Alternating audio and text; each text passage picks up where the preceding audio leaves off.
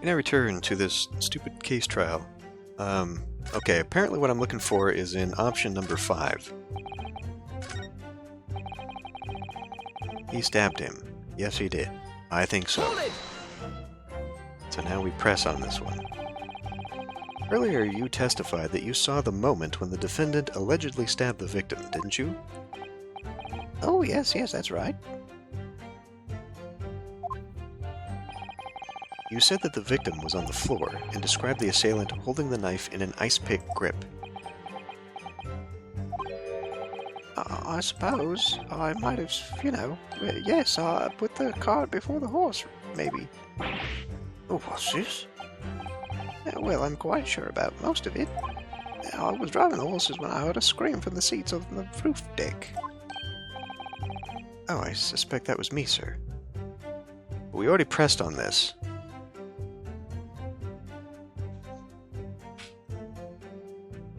We already pressed him about that.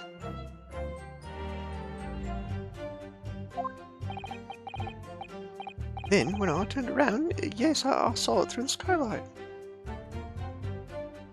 Excuse me! If I may, Mr. Fairplay, what are you fussing for? Now, this is not right. Oh, really?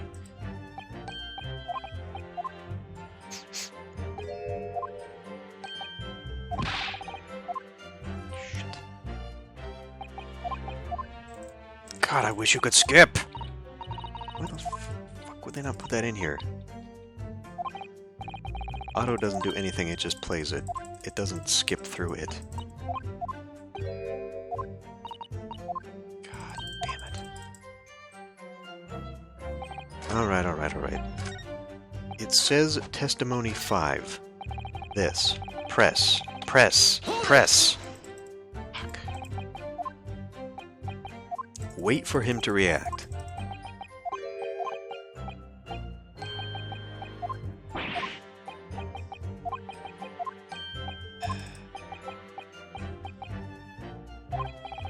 The gentleman was on the floor.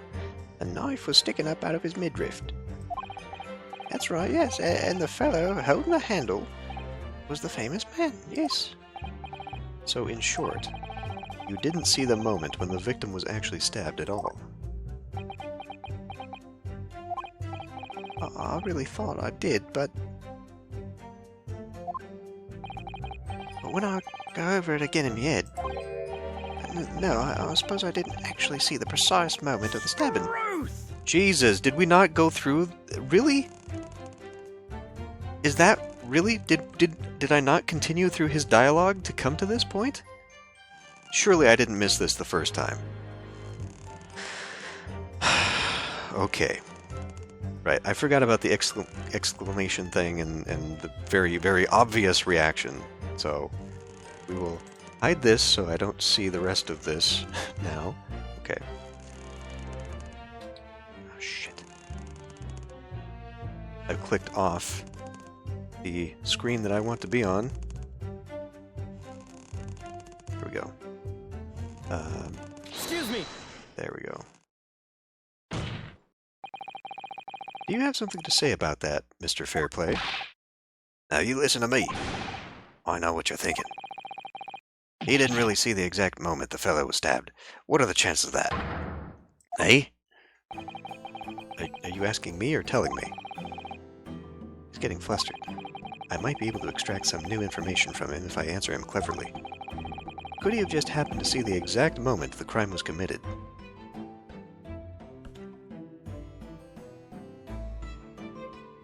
Well, no. No, because some days are like that.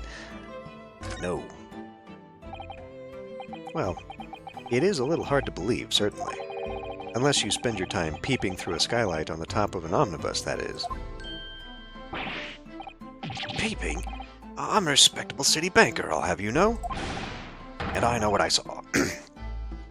I know what I saw. I remember it as clear as a Ballarat day. It was a grim scene, I don't mind telling you. Thank you, Mr. Fairplay. Oh, excuse me if I was getting a little hot under the collar there, my lord. I would ask you to supplement your testimony with a clear statement about what exactly you saw. Oh, I can do that, all right. I'll tell you just how grim it was. Do you think I'd forget the sight of those blood-soaked hands after that butcher stabbed the man? Blood-soaked hands, you say? Hold it! Blood-soaked. Well, perhaps soaked is laying it on a bit thick, but anyway, there was definitely blood all over them. Both of them were covered in it. And you saw that from the roof, through the skylight. Both of them were covered in it, you say. Well, the skylight's reasonably large, so I had a pretty good view. And there was a lamp on inside the carriage as well. So I'm quite sure of what I saw. Miss Baker's latest statement. I feel sure there's something not quite right about it. Yes, he said both hands, and that is not true. When you feel something doesn't add up, Mr. Naruhodo, that's when you should have a good look through the court record. Not long ago, this... What? We gotta do it again?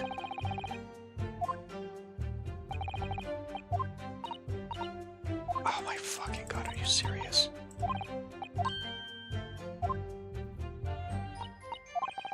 Oh, Jesus.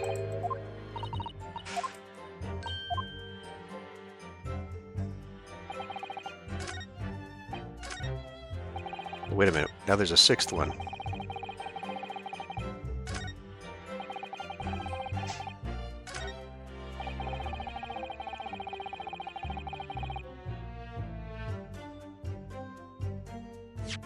I guess this is the chance that we do this, huh? Do we present this now, though, or do we present it when he said both hands? Because we can look through the court record to find it. But I don't know if it's going to give me the present option when I'm in there, is the thing. Let's do this, because I want to get to precisely when he says both hands.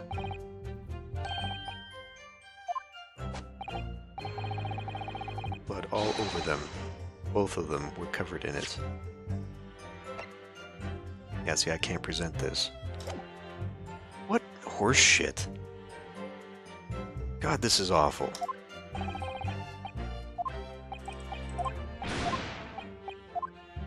What a clunky, clumsy interface that is.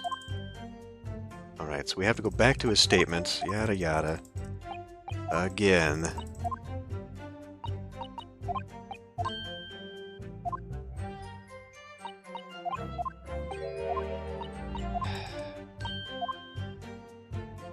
Now this is really taking me out of the immersion of the story here.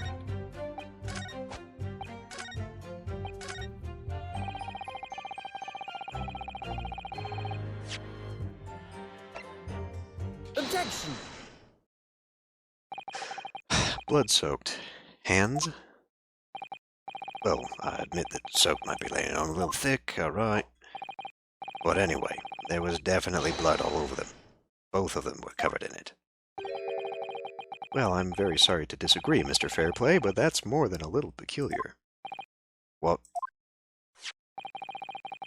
Here are the gloves worn by the defendant, Mr. McGilded, on the night in question. Oh, yes, right. And there certainly does appear to be a sizable dark-colored stain there, but as I'm sure you can clearly see, it's only on the right-hand glove. In short, Mr. Fairplay, your testimony is inconsistent. But no, that can't be right. You're the liar here, then.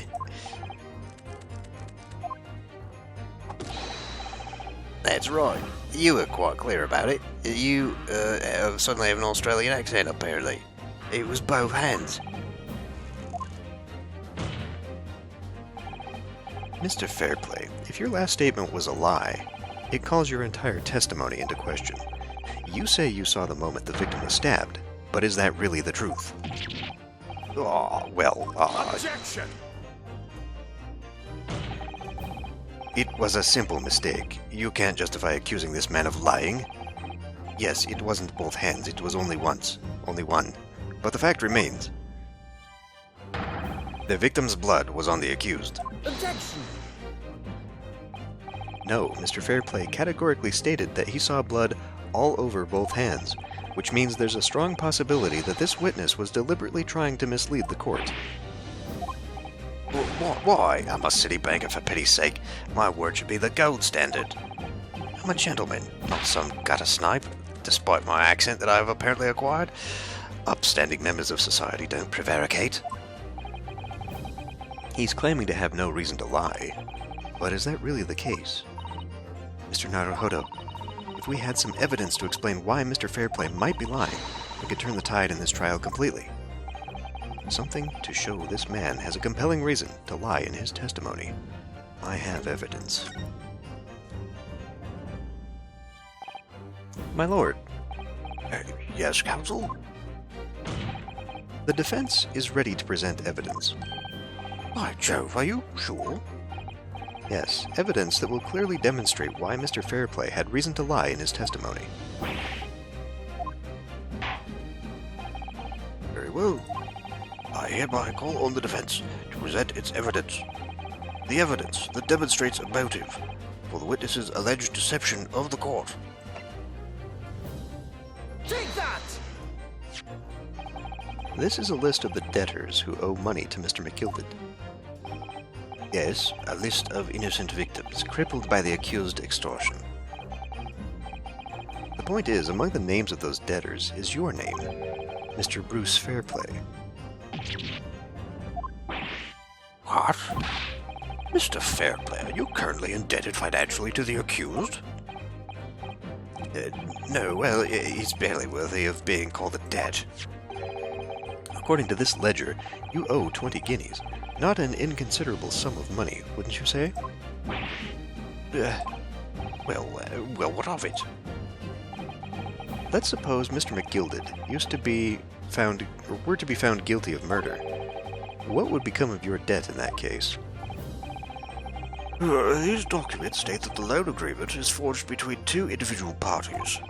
Therefore, with a creditor, the defendant here, to be sentenced to a capital punishment, all outstanding debts which were owed to him would be annulled.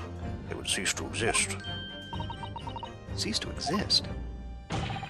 Mr. Fairplay, is it not the case that you claimed in your testimony to have seen something you never in fact saw, in a devious attempt to annul your debt of 20 guineas to the defendant?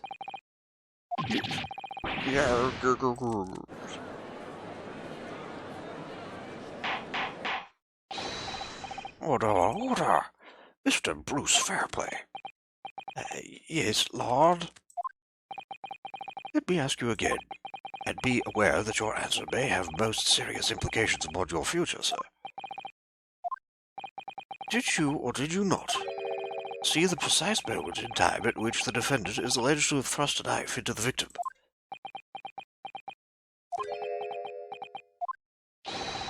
Your silence speaks volumes. You did not tell the truth in your testimony. All right, now let's not make a melodrama of this. Perhaps I did overstate the truth a pinch? A pinch? But it makes no difference. I definitely remember seeing blood on McGilded's hand. Hands. Both of them. Objection! But it's not both of them. And yet only one of the defendant's gloves, which we have here as evidence, is stained. So you keep saying. I wonder if I might be allowed to speak, sir. Go ahead, Mr. First. Well, the thing is, I think I remember seeing it myself, as it happens. Seeing what? Blood, sir, on the assailant's hands. I think, yes. I'm almost sure that it was on both of his hands, not just one. What? What?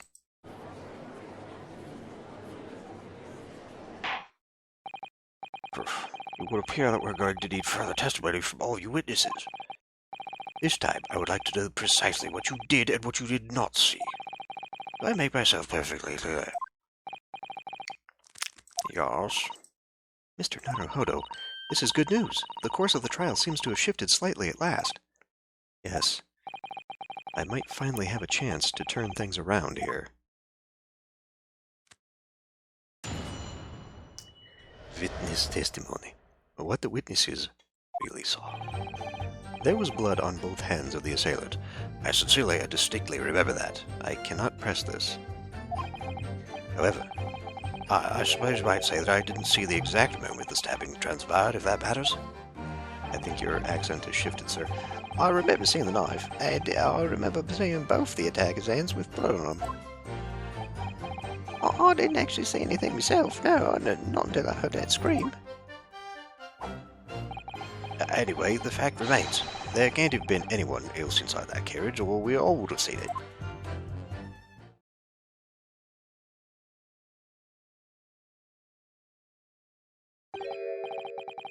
Well, lo and behold, in truth of fact, not one of you was witness to the crucial moment the crime was perpetrated.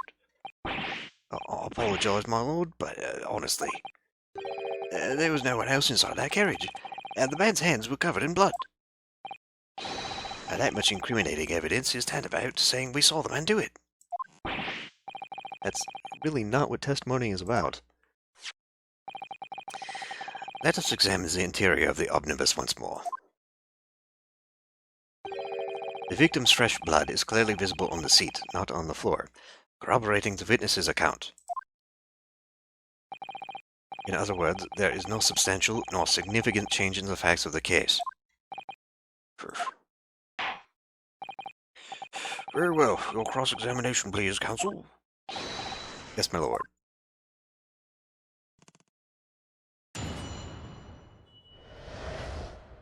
What the witnesses saw. There was blood on both hands of the assailant. I sincerely and distinctly remember that. No, the evidence tells us otherwise. We have gloves the defendant was wearing on the night in question in the court record. I'm well aware of that, but nevertheless, I know what I saw. Oh, stand by it. The man had blood on both his hands. He's defiant, even in the face of hard evidence. He's steadfastly refusing to admit that he might be mistaken about what he saw. But why? Your reasoning is dire. One hand or two, the salient point remains unchanged.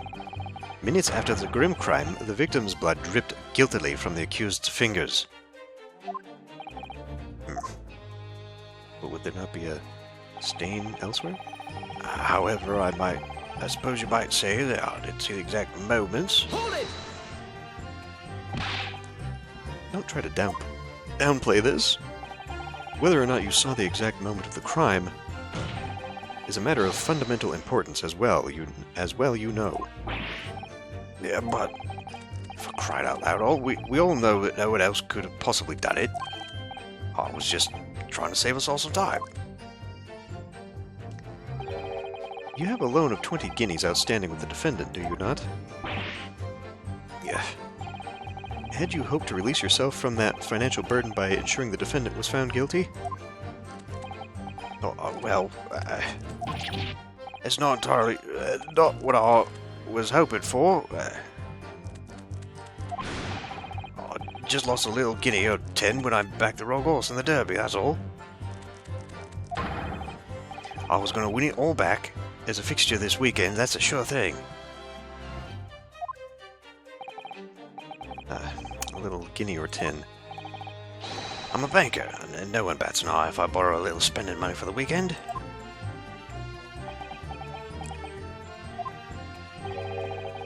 I think you may have revealed rather more about your character than you bargained for, sir.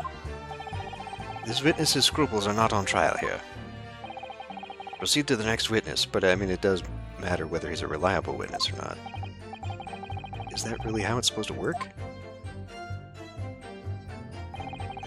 I remember seeing the knife, and I remember seeing both of the... I'm not even doing the accent anymore. I remember seeing the knife, and I remember seeing both the attacker's hands with blood on them.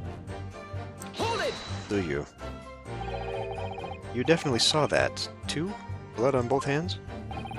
Yes, sir. I mean, I know what you're going to say. It would tell me if there was a thing there. Only one of Mr. McGillicud's gloves has any sign of blood on it. That's right.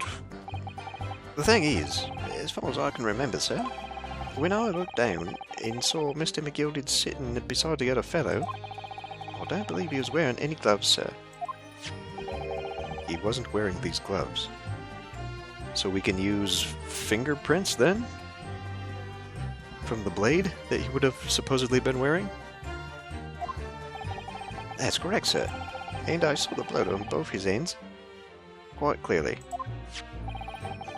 It's true that the dark-colored stain on the dark leather gloves wouldn't have been easy to see. I should point out that the police officer who apprehended the accused on the night in question reported that there was no trace of blood on Mr. McGillicud's gloved hands. There wasn't blood on his hands. This is puzzling indeed. This must be significant somehow, I'm sure of it. I didn't actually see anything myself. No, not until I heard the scream. Hold it! You didn't see anything. Oh yes, sir, that is to say no, sir, I didn't. Very sorry about what I said before, sir. Very sorry, yes. It was very wrong of me to make up stories and say I saw him stab the man. Would you agree, sir? I know what you're insinuating, but I certainly wasn't making up stories. Still, say you saw nothing isn't right either, is it? No, sir, I saw nothing at all. Mr. Beppo, you were driving your horses. At the very least, you must have enjoyed a good view of London streets, no? What?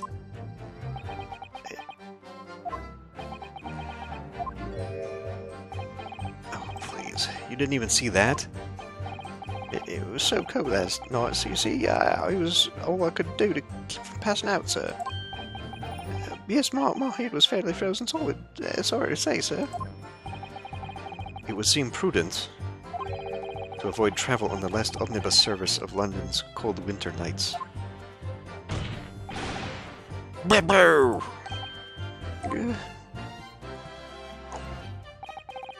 Anyway, the fact remains there can't have been anyone else inside that carriage, or we all would have seen.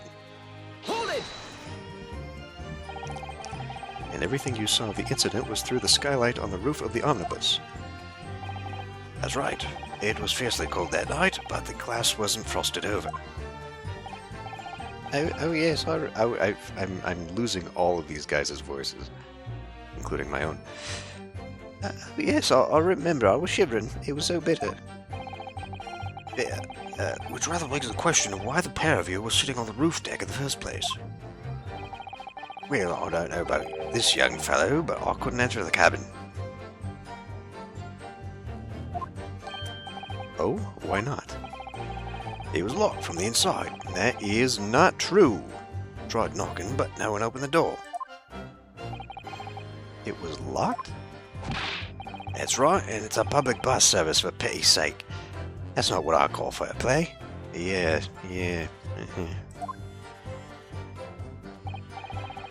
Yes, I had exactly the same experience. I tried knocking, but the gent inside just gestured at me to clear off. So I had no choice but to climb up the roof deck and look longingly down into the warm cabin below.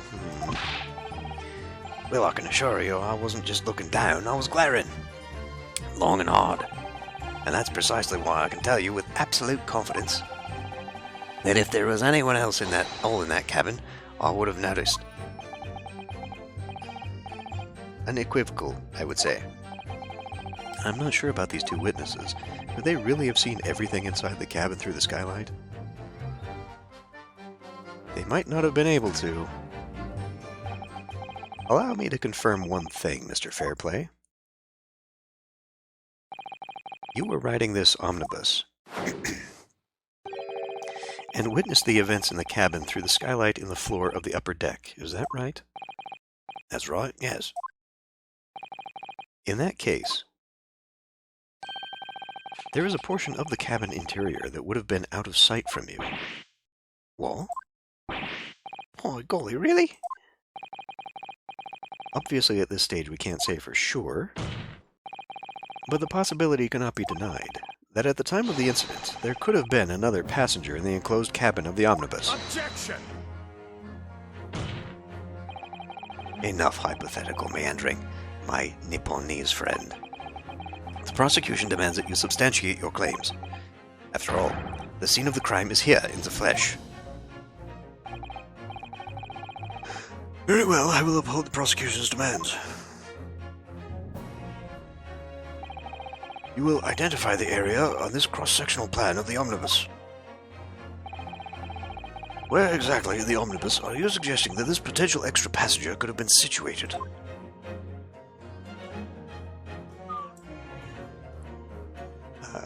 Take that! Both rows of seats on the roof face in the direction of travel,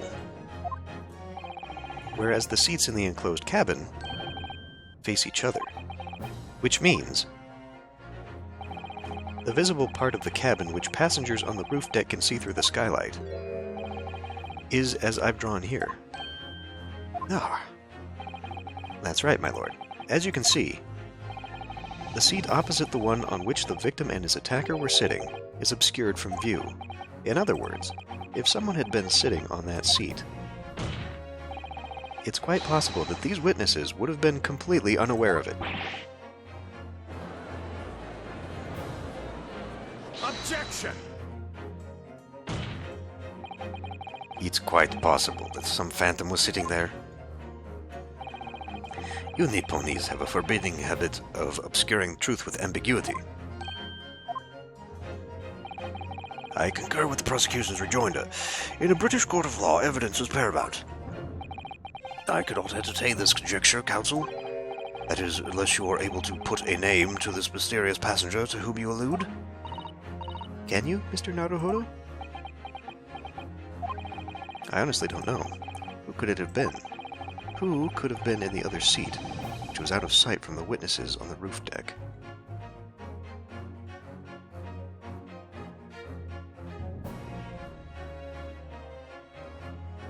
I honestly don't know.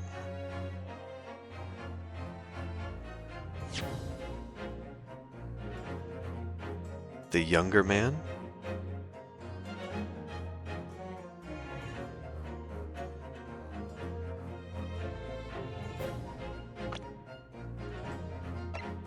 An apprentice milliner who witnessed the incident from his seat on the roof deck of the omnibus.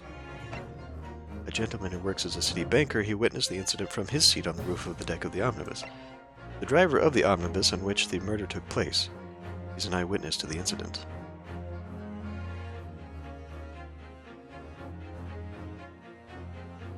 My only thought is that it's him. He paid extra for this guy to keep his mouth shut, so that this guy was hiding in the carriage? That's... It was either him or it was the banker.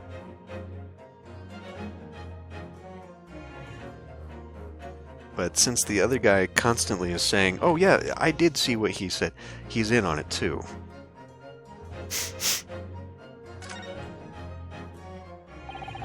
I understand, my lord.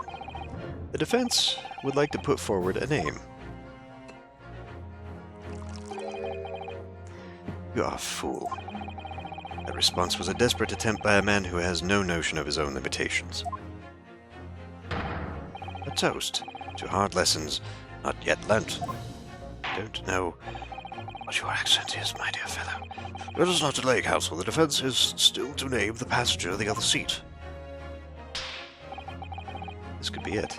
This could be the chance I've been waiting for to turn the trial in my favor.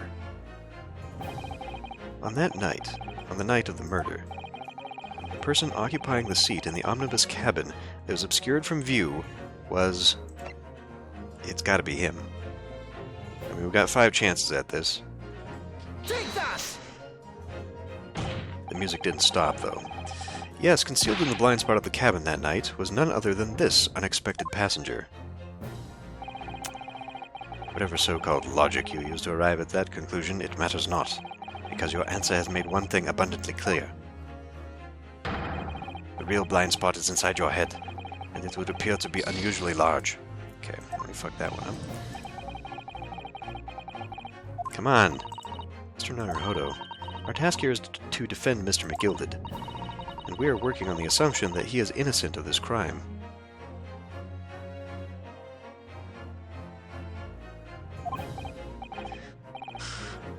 Okay. That must mean then that there was someone else inside the omnibus with Mr. McGilded, the true culprit. That's right, exactly what I've been... Oh, of course. So the two people sitting inside the cabin that the witnesses saw through the skylight that night, they were the victim and the real culprit.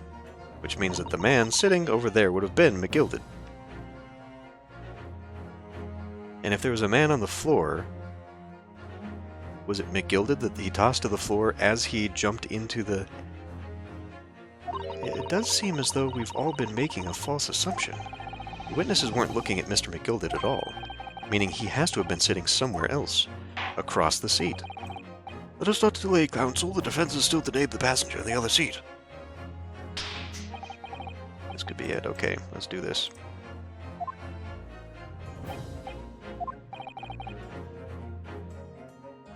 You. Take that! The passenger in the enclosed cabin that the witnesses on the roof deck failed to see has to have been Mr. Magnus McGilded. Mr. McGilded? What are you talking about, counsel? That's the name of the defendant. Objection!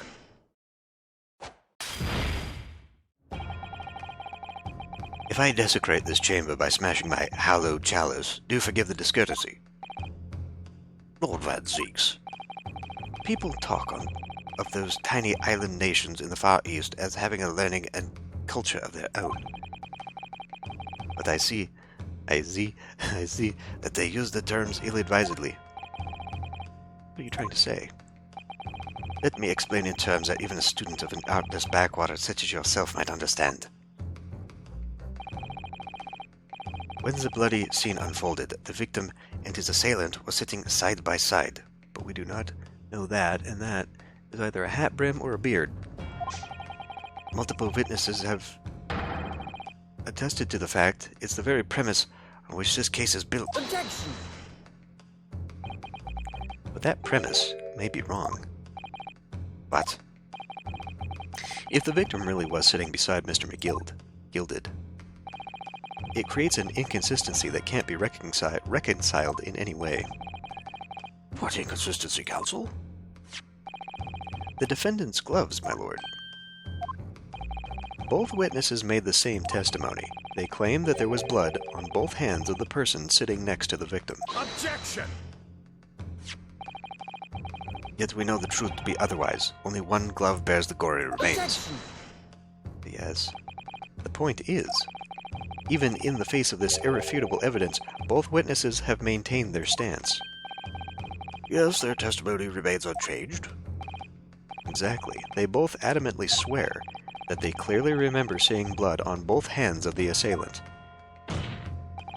In short, their memory of events is correct, and their testimony reveals the truth. It was somebody else sitting beside the victim that night, a third party we have yet to identify, and the victim's blood was on that passenger's hands, both of them. Objection! And who was this third party? Obviously, the true culprit. Extraordinary. Extraordinary. I don't know why, but every time. Order! Every time I do his voice, it just scratches my throat. What exactly are you postulating? Objection! The defense's postulation is just that. Nothing more than a conjecture. He's gone French again. The witnesses have clearly stated that they saw the accused. Objection! But when elaborating on his testimony, Mr. Fairplay said the two of them were wearing hats and I couldn't exactly make out their faces. Yes. At the tops of their heads... what the hell is your accent anymore, man? The tops of their heads were obscured by the roof. I could see the rest of them, though. Yes, that's right. Both gents were most certainly hatted. Hatters do tend to notice such things, sir. What particular styles of hats do the two gentlemen sport, Mr. First? I'm afraid I don't remember. Are you even a hatter at all, sir? Do you call yourself a hatter? The style of hat makes no difference. There was no third party in the cabin. How can you be sure? Because if there had been, the accused Mr. McGilded would undoubtedly have offered to depose a fact. Unless that is, you are proposing an even more preposterous explanation. Actually, yes. That the accused failed to even notice the presence of the two that the accused failed to even notice the presence of the true culprit in the very cabin in which he travelled. You, sir, are a mess.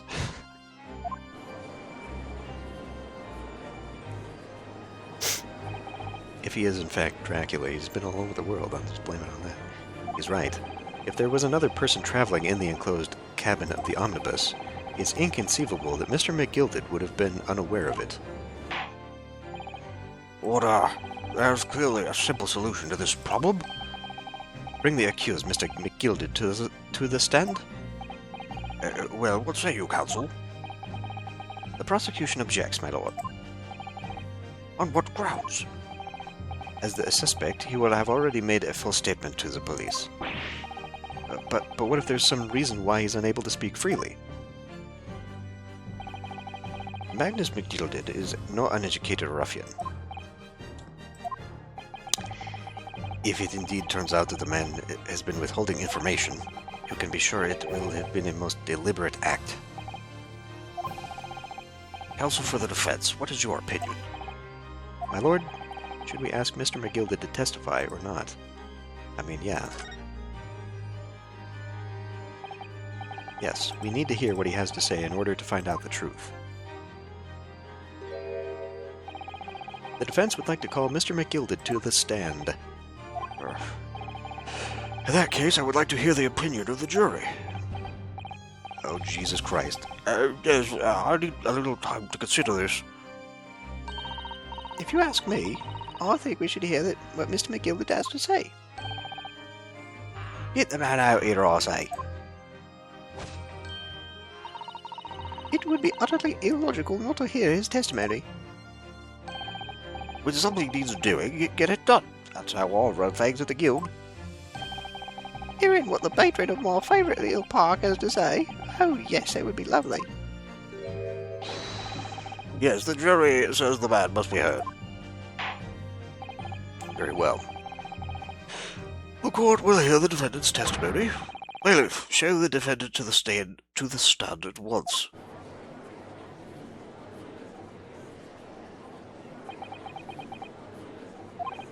Now, maybe what actually happened that night will finally become clear. Gods, I hope so, because my voice is starting to really give out on this. I do all of these court cases in one sitting, just because. Otherwise I'll forget. I forget what happened 5 minutes ago. Let the proceedings be resumed. Mr. McGilded, have you been listening to the discourse of the day? What? It's Willie again, alright? Alright, no, this is not even Willie. What the hell? To be sure I have, my lord. There are now two matters on which the court desires to hear from you. The first is whether or not there's a third party with you in the omnibus cabin as proposed by the defense. The second is that if such a person was indeed present, why did you conceal the fact from the police? God, no, it is not in my nature to be hiding anything at all. Just answer the question, please. The truth of the matter is, I've been desperate about this all along. Do I tell you so, or keep my mouth shut? Tell us what, Mr. McGilded? The fine fellow representing me is absolutely right. In the carriage on the night with myself and the other man, there was another passenger. I see, and he disappeared. It's true. Aye, and 'twas me who helped the little urchin get away after it all happened. You... what?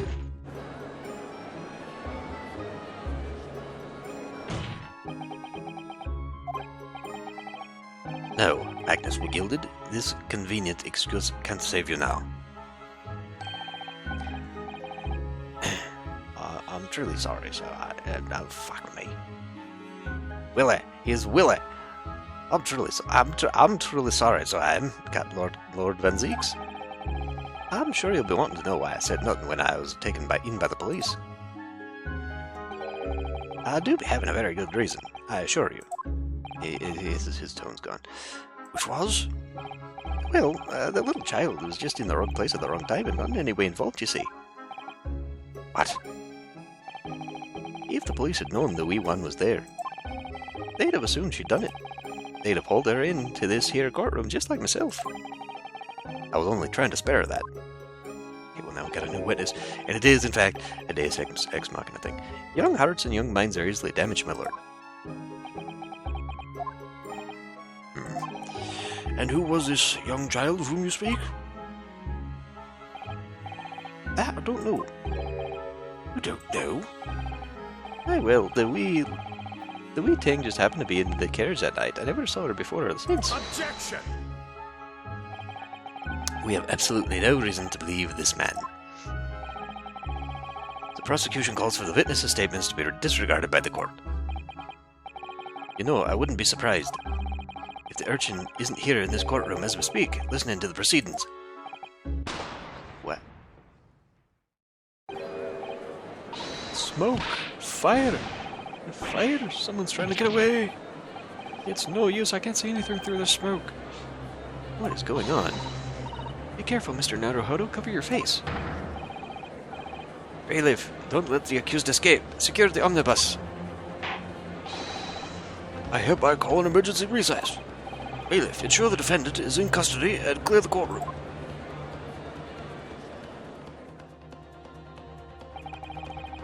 We were hurriedly removed from the smoke-filled courtroom by the bailiff, amid scenes of chaos as people stumbled over one another in their desperation to flee the chamber.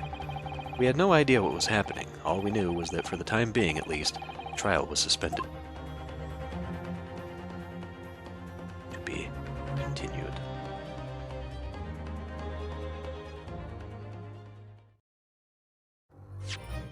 Save your progress.